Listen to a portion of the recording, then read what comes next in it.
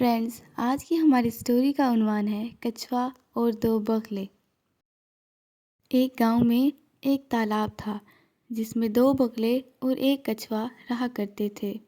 ایک سال مناسب بارش نہ ہونے کے سبب تالاب کا سارا پانی سوکھ گیا تھا، جسے محسوس کر دو بغلے آسمان میں اڑنے لگے اور کچھ دیر بعد انہیں ایک تالاب نظر آیا جس میں بہت زیادہ پانی تھا۔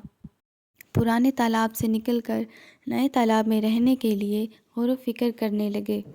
دو بغلوں کی باتیں پاس کھڑا کچھوا سن رہا تھا۔ وہ وقت ضائع کیے بغیر ان کے پاس چلا گیا اور کہنے لگا، دوستو، مجھے بھی اپنے ساتھ لے چلو، میں یہاں تنہا نہیں رہ پاؤں گا۔ اس طرح کچھوا دو بغلوں سے گزارش کرنے لگا۔ بغلے اس پر رحم کرتے ہوئے کچھوے کو اپنے ساتھ لے جانے کے لیے رضامند ہو گئے، لیکن ان دو بغلوں کو سمجھ نہیں آ رہا تھا کہ وہ کچھوے کو کس طرح لے کے جائیں۔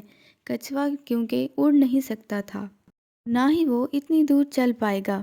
انہوں نے سوچا کہ کچھوے کو اپنی پیٹھ پر بٹھا کر ہوا میں لے اڑیں گے۔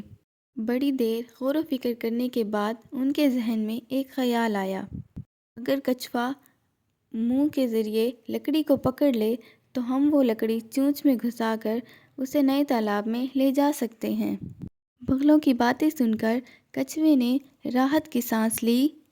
دو بغلوں نے کچھوے کو سخت تاکید کرتے ہوئے کہا کہ کسی بھی صورت میں تم نے اپنا منہ نہیں کھولنا۔ دوسرے دن دو بغلے کچھوے کو ہوا میں لے کر اڑنے لگے۔ کچھ دیر کے بعد زمین پر کھیلتے ہوئے بچوں کی نظر ان پر پڑی۔ بچوں نے کچھوے کو اڑتا دیکھ کر حیرت سے انہیں مارنے کے لیے پتھر تلاش کرنے لگے۔ کچھوے نے منہ کھول کر یہ بات بغلوں کو بتانا چاہی، لیکن جیسے ہی کچھوے نے منہ کھولا اور زمین پر گر گیا، جس کے سبب کچھوا مارا گیا۔ سبق: اسی لیے آنے والی مصیبت کا پہلے سے ہی اندازہ کرنا چاہیے، ورنہ جلد بازی کرنا نقصان دہ ثابت ہو سکتا ہے۔